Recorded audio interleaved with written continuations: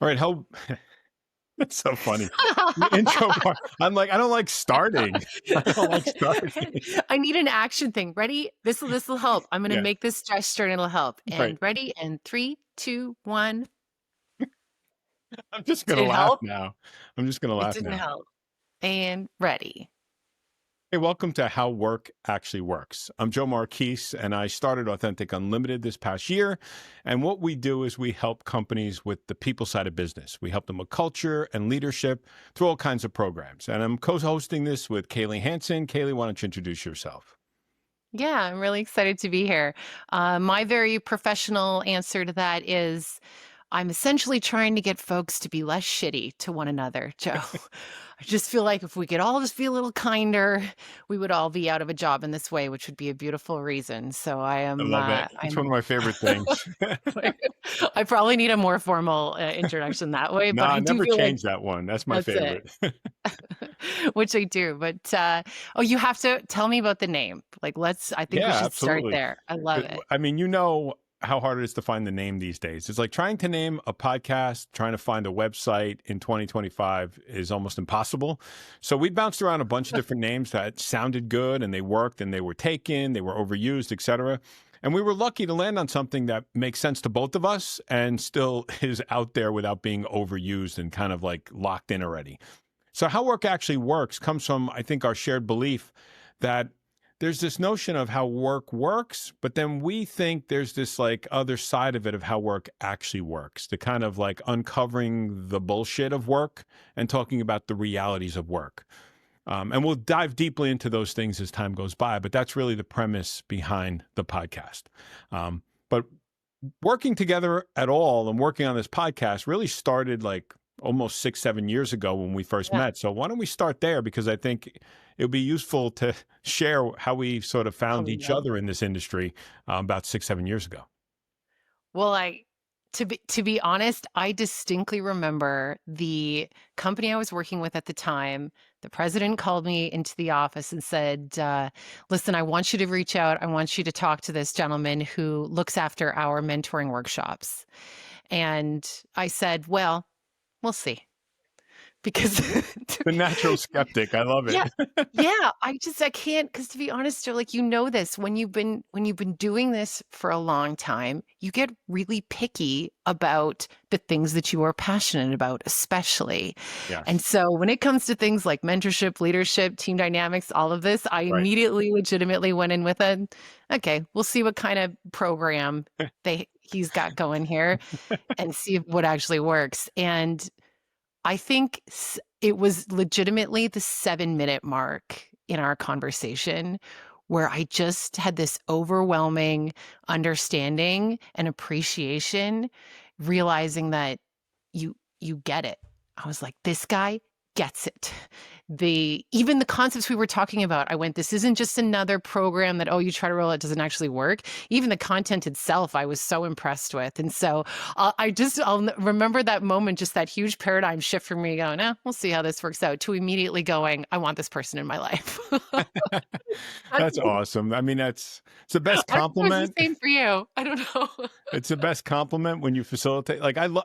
It's funny. Like people's kind of shy away from skeptics. I love the skeptics because it's like I Yeah. want to see if I can, prove myself and show you that we don't do things the old-fashioned way where it doesn't work. And I couldn't agree more. Like Yeah. mentorship has a bad rap because it comes from a place of, well, let's just get hooked up with the highest level person in the company and see if they could advance my career.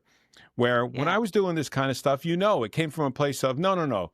You as a leader are going to find someone that you connect with and really guide them and help them and be a sounding board and a resource and be their kind of like their friend at work and not just someone who could advance their career and not this kind of like tactical thing where it's like this big chess match. So I'm really glad that worked. Meaning like our relationship clicked because I know we stayed in touch and we worked together for several years where I Yeah. was working in this consulting firm and very small firm and you were working at this amazing company and we just stayed in touch and I think it led us down this path of you reaching out a couple of months ago. So let's talk about that. Well, I think there was just this moment when, as we're making the career shifts, and I know we'll talk about that on how we make these decisions, corporate or otherwise. Right. But when I when I left the corporate world, it was maybe 48 hours. And I just had this thought of I need to talk to someone who understands it. I need to talk to someone who gets what could be possible here. And at the 48-hour mark, I went, I'm calling Joe. I'm just going to Nice. reach out.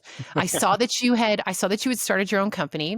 I was immediately pulled into this idea of work made human, which I want to hear more about too. Yep. And I remember reaching out to you, and I think it was actually on LinkedIn. I reached out and went, any chance I could steal you for a quick chat, expecting, like sometimes you never hear back from people. You do all these Yeah. coffee chats, you send a thing out. And Right. I think you responded within 20 minutes. Yeah. I mean, it must have been a slow day for you, Joe, but you were willing and very kind of you to go, yes, let's set up a call. And we ended up chatting within 2 days of jumping Yes. back into this consulting world. And I think I'll just be forever grateful for that, for your willingness too. Really. Me too. Mutually grateful, because when you meet the right people and they reach out, and it's like you look to the universe and say, wow, how's this person in my life at this right time?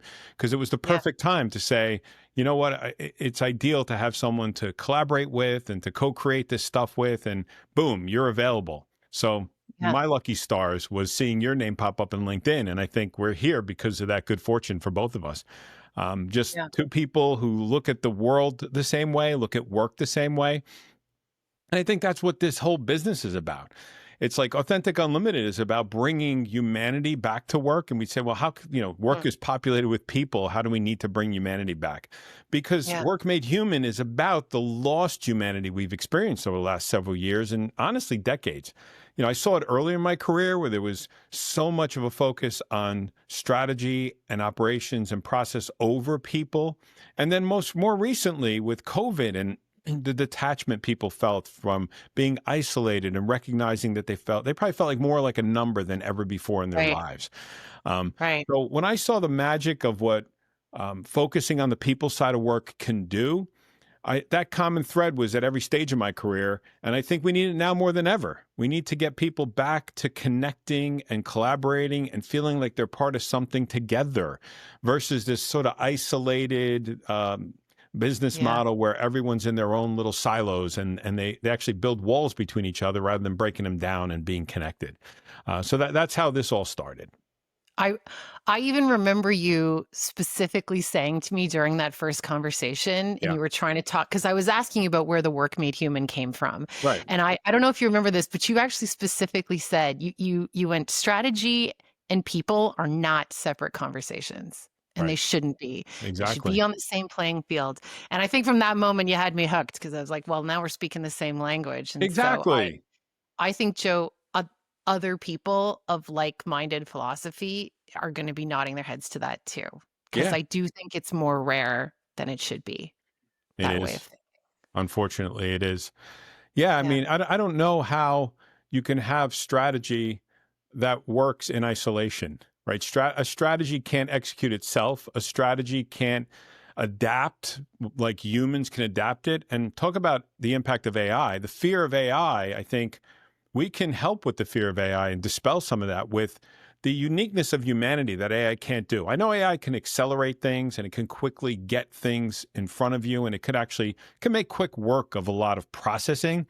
But what Mhm. it can't do is understand the opportunities between the humanity and the strategy. Because Yeah. you can't teach it to feel. You can only explain what feelings are. And that's why AI is never going to replace the human side of business and that notion of, how a connected team can deliver and do so much more than a team that's disconnected and not working together. Yeah. And that was kind of like my biggest career aha when I said, Mm. wait a minute, there's some magic here when you get people in a room to break down those walls. And it was Yeah. about 15, 16 years ago where my team worked on an executive program in a healthcare system. And healthcare is Okay. notorious for having silos, right? Because it's like Yeah. doctors versus nurses. Even though they need each other, there's this natural adversarial thing of like the doctors are not really respecting the nurses and the nurses are working really hard and not getting the appreciation. And there's all kinds of bickering and multiply that by the other departments that don't relate and understand one another. So we put together this executive program where we got them all in a room together for 14 months. Now, 14 months, not every day, obviously. It wasn't graduate school. It was a program that was sequenced and covering all these topics over the course of 14 months. And Mhm. little by little, we saw them breaking down the walls and recognizing that the finance person understood now why this person needed this resource, and it was a worthy investment. And the person in operations recognized why finance was right, that we can't just have everything as a top priority financially, or else, no margin, no mission. So the mutual respect across the organization grew and grew, and they started working so much more collaboratively just because they took the time to get to know each other. And that getting to know each other part is culture. It's how people connect and work best together. And the reason that moment stands out wasn't just the fact that they were incredibly successful as leaders and working well together. I mean, one of them became the president of the hospital. One of them became the CFO. One of them, great. They've had the career aspirations achieved. That's wonderful. Yeah. But during our graduation ceremony, my favorite moment was when almost every person in the program turned to the executive team who sponsored it, because that was the most senior team who kind of sponsored the whole thing. And they said, I want to thank you for allowing me to participate in this program, because not only did it make me a better leader, it made me a better person, Wow. husband, wife, spouse, partner, et cetera, parent. And they recognized how the work we did went deeper than work. It got into their personal values and aspirations, their own beliefs, what energized them, what lit them up.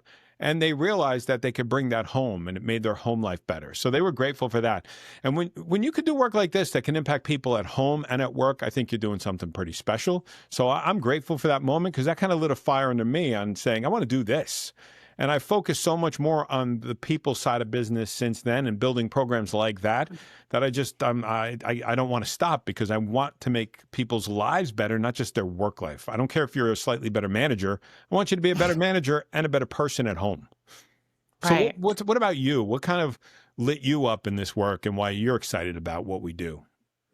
Well, I appreciate stories like that, Joe, because I think it just reinforced our like-minded approach to these things. But I would distinctly remember the moment caught me off guard. It wasn't a long-term 14-month program where I was kind of, they better have some takeaways from this. I think it was about the 10-year mark, still in the corporate world, before I had made the leap to go into consulting. Right. And it was a 3-day workshop. And there was a gentleman on day one. I won't say what area of operations he was in, engineering. And he had been there for 20 years, and this guy did not want to be in the session. There Right. was nothing about the content, as can happen, right? The motivation to be there was not there. Yep. And I kind of looked at it as, challenge accepted. Let's see what happens. And so he was pretty quiet on the first couple days. On day 3, he came back, and he hadn't said much the whole time. And he goes, I would like to address the class. And as a facilitator, which you can appreciate in that moment, you kind of have you always want people to share, but I was not totally sure what this guy was going to say. Right. And he proceeds to share a story about how he had gone home that night, set the table, made dinner, which he apparently hadn't done in a long time, and had a conversation with his wife using the tactics, using the tools that we had talked about, which is essentially empathy at its deepest level. Mm-hmm. And he's sharing this story. The room is captivated. And as he gets to the end of his story, he looks at me and says, and I just want you to know, after being married for 25 years, I found my wife again last night. Jeez. Died. Yeah. I burst into tears, Joe. I was a mess. I was a professional. I just immediately started sobbing, Yeah. And but the room, the influence that person had on the room was a real trigger for me. I just realized the power of the participant sharing a real thing. Yes. I'd never seen it done like that before, and I think I became addicted to it, because I thought, if that works here or in this way, then it can work elsewhere. Then there are foundational tools or concepts that would apply no matter what the industry is. And I resigned within, I think, a week later, And I left the pension, the paycheck, and started my own gig and went, well, let's see what happens. But it's those moments, right, that stick with us. And I think they impact us just as much as that moment did the participant, like Yeah. you must take those with you, those stories, because I'm sure Yes. you got 100 of them, right? Well, I They mean, stay with yeah, you. what you're talking about there is like you felt your calling in that moment. You're like, wow, Yeah. when I make that difference, I feel my purpose come out, right? Yeah, You it's know? worth trying. How about this? It is worth Exactly. trying. That's Even if absolutely it's right. just one, I just think it's worth trying, which is why we're here, right? That's kind of Yes, what I when I think about, what brought us to this point, it definitely there's a united front in that thinking for us, right? absolutely. And I'll Yeah. tell you, first of all, like I think people who meet me in HR, they tend to, well, when I worked in HR, there's always the skepticism of, oh, you're from HR, you don't get the business. But Right. then when I tell Yeah. them, I was a lawyer in my previous career, and then I worked in financial service, then I get a little more respect as, oh, okay, so you understand the business world a little bit more. Yeah. Um, and then I still go to the like softer side of the experiences, and the skepticism comes back. It's like, oh, we're going to talk about this touchy feely stuff. And my Mhm. absolute favorite moments are taking the most hardened employees who then Yeah. turn and say, wow, that was great. I didn't expect it. I was skeptical. And I had Yeah. I had a similar experience like that with somebody from the company you used to work with. Yeah. He did the same thing at the end of the 3-day workshop. He's like, I just want to say something. I looked at this skeptically. I thought this was going to be a waste of time. And I'm like, okay. And it was the best thing I've ever experienced. I'm like, Yeah. all right, that's a cool. And like, forget the ego part of that. I don't care about the best thing for my ego. I care about the best thing from I didn't waste their time. Like, imagine having people say it's the best thing I've ever done. You made a difference for them. They feel really good about it. Now they're going to go use it. Hey, that's mission accomplished. I don't care about the ego boost of like, oh, best or worst thing you ever did. So we're, Yeah. we're here for the same reasons. We both see the possibilities of getting people excited about tapping into things that maybe they've ignored for 25 years in that case, where forget his job. Yeah, sure, he was probably a better employee, but now he enriched his personal life and reconnected in his marriage. How great is that? So kudos to Yeah. you for creating a moment like that for someone, because those are the memories we want to have, right? It's not accolades. It's not making any lists of accomplishments. It's like, what's the difference we've made in the lives of the people at work? And by the Yeah. way, we're going to make the businesses thrive too. That's why this stuff is kind of like, we tell the leaders when we engage with them, hey, we're going to make your employees more productive and more engaged and improve retention. We check all those boxes, but we don't do it for those reasons. We do it because we impact the people. And we know that the people go home with a smile instead of a frown. They go home with energy instead of being totally drained. And they go home and maybe they even bring some of the things they've learned to their families so they have a better experience with their loved ones, their partner, whomever. So that's why we're both here, and I'm excited about it. I think we have a lot to talk about over the months and years of doing this podcast. Yes, we're going to be doing this podcast for years. Um, you got to put a stake in the ground and believe that this is the kind of conversations people want to hear about. This isn't pop culture. This isn't pop psychology. This is how work actually works. How we get our workplace back to a situation where people say, wow, you know what? I can thrive here because somebody cares. And it's not just about how much they can squeeze out of me. It's how much they can light me up and get me excited about being my best self at work so that I can thrive. So why don't we talk a bit about what we're going to cover? Because I know we got a few episodes planned for what's next and beyond. Yeah, I think next up, which and we could talk about a few different things because I think there's a lot of pieces to dig into. And I do just want to call out too, Joe, that the idea that we are not just talking theory based, Yes. that the idea is to give practical, impactful tools and conversations that people can actually take away and use. And I love that practical piece there. Yes. And I am really excited for digging into the potential of you being willing to share about your new upcoming book and the story. I'm going to put it this way: the story that you avoided telling for maybe 50 years that you are Right. now willing to share with the world. If Right. that's okay to Even say though it I'm that way. only 45 years old, Yeah, sorry. I should take a I mean, the story, let me retry that. Cut. the story that Joe just avoided telling for some years, insert years No, here, it's 50 that is plus now years. Absolutely. to share. Can't hide from the clock and the calendar. 3 years, insert X years, doesn't matter, a Right. while. Yeah, we could edit Um, that out with AI later. yeah, another year, sorry. I'm But you going to know have what? to add a softening filter if I claim to be 40 years Joe, old. it adds to your credibility, okay? This comes Exactly, from exactly. Hey, like, these multiple gray years. hairs were earned, okay?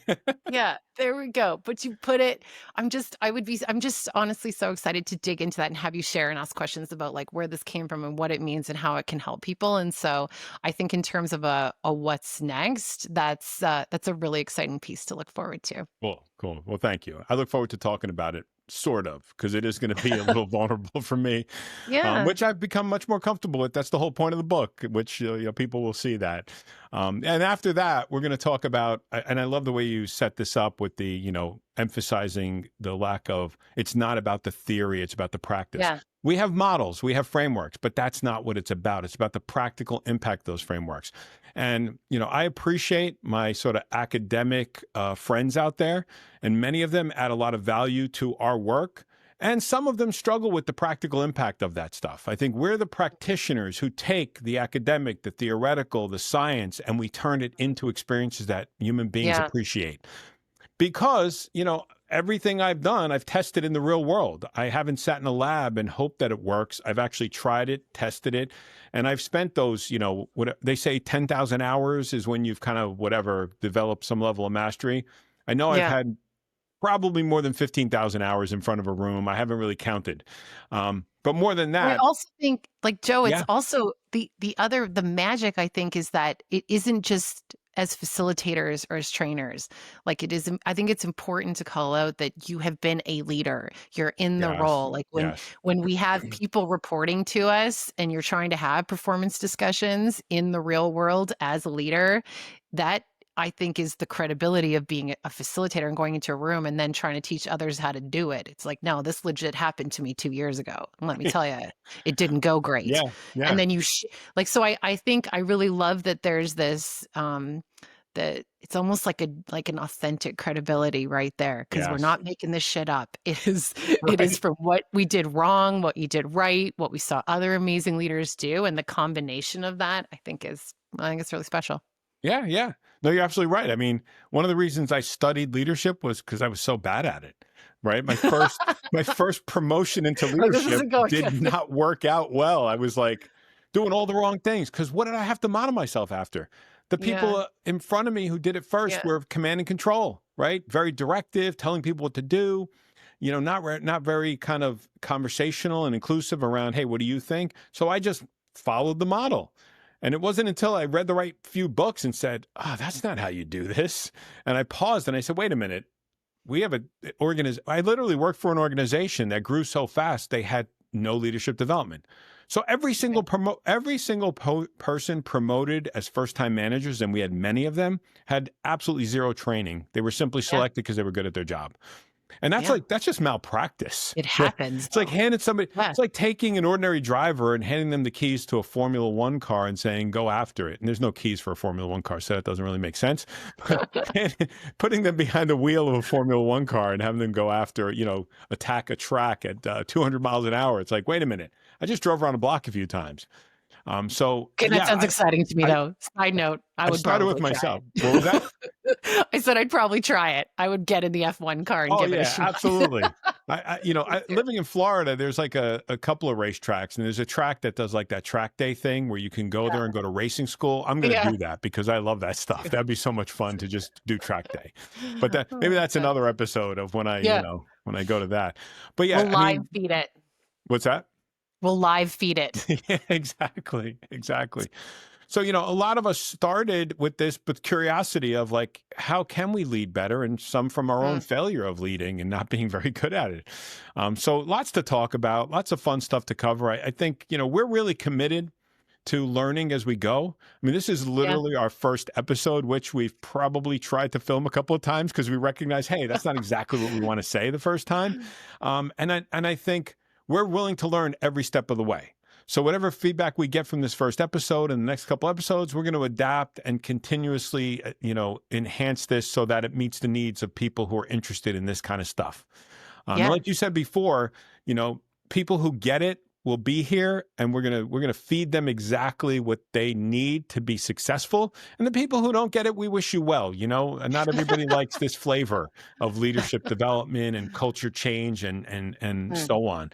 But for those of you who think what we think and believe what we believe, I think you're in for a pretty fun experience, because we're going to cover a lot of cool stuff that should make your lives better at work and also in life.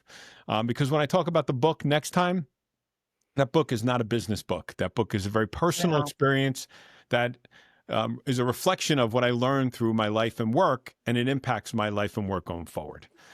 So anything else to wrap this up? I think it's a good start, and we can sort of set this up for next time. Anything to wrap up that you'd like to say to finish I us off today?